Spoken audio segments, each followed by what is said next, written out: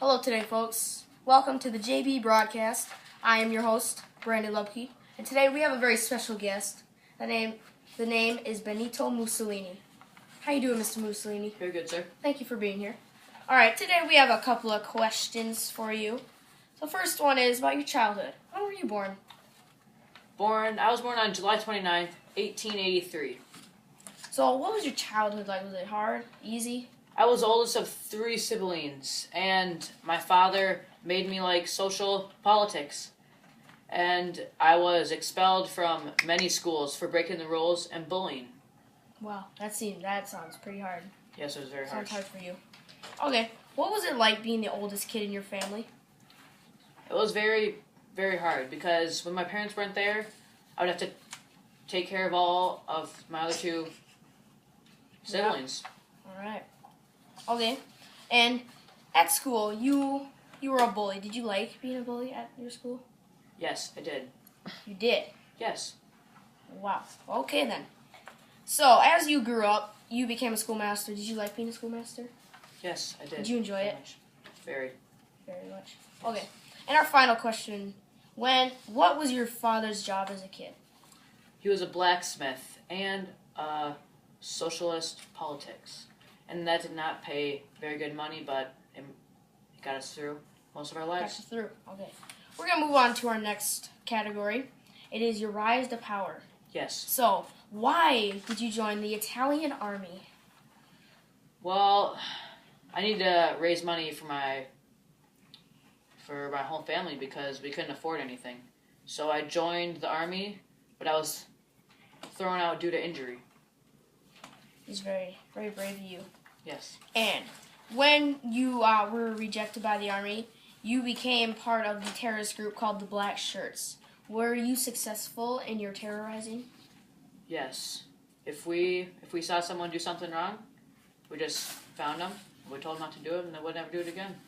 Well, that sounds pretty hard for the people. Yes. Okay. In 1925, you became dictator of Italy. How did it feel to become dictator? Felt like I was just in control of everyone, you know? Control. They'd all listen to you. Yeah, they'd all listen to me, and if they talk back, just gotta fire them. Wow. I mean, I guess that could be nice, but in other ways, pretty bad. Pretty harsh. Okay, and our next category is your vision to the future for your country. Yes. Italy. So, why didn't you want to start the war early? World War II. Well, because our troops just attacked Ethiopia for salt, and many of our troops died during that time period.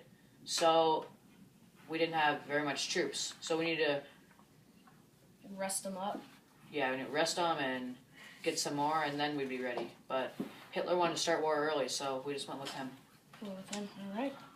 And why did you want Italy to become one of the strongest countries in the world? Because we were allies with the Germans, and the Germans were one of the strongest countries at that time. So if we were one of the strongest countries, we'd have 2 of the strongest countries, and we thought that would be enough to win the war. It's a very good vision. Why did you want other countries' materials? Well, Italy was not like a material land area because we were just mostly cities and big buildings, so we had to get stuff from other places. All right. And that concludes that part of the section. For our next one, your type of government. Excuse me for my language. Do you think totalitarian was a successful government?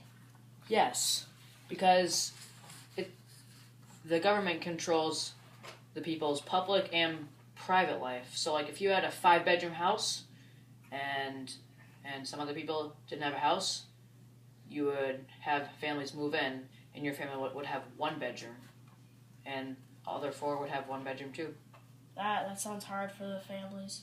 Yes, it's very hard. So, on the streets of Italy, did your police, you had police, did your police think it was right to kill people for doing nothing? Yes, they did think it was right. Wow, that's That is harsh. Do you think it was a good idea to have police on the streets of neighborhoods? They are just harmless people living their normal days. Yes, it was right. Because if the people did one tiny thing wrong, you have to be punished for that. Wow. And that concludes the type of government section. And for our next one, it is your plan to solve political problems. How did you solve political problems in Italy? Well, most people didn't have a job during that time period, and we made public works programs, and that reduced unemployment.